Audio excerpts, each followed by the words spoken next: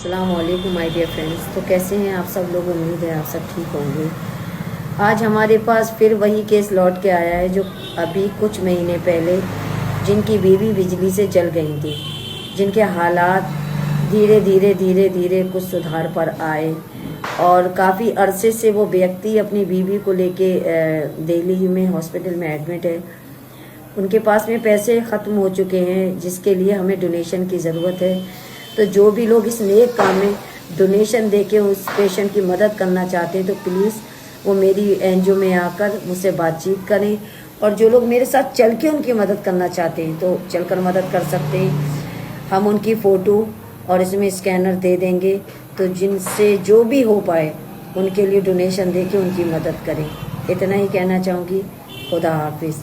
मेरी वीडियो को ज़्यादा से ज़्यादा शेयर कीजिए ताकि ये उन लोगों तक पहुँच सके जो कुछ डोनेशन दे पाएँ।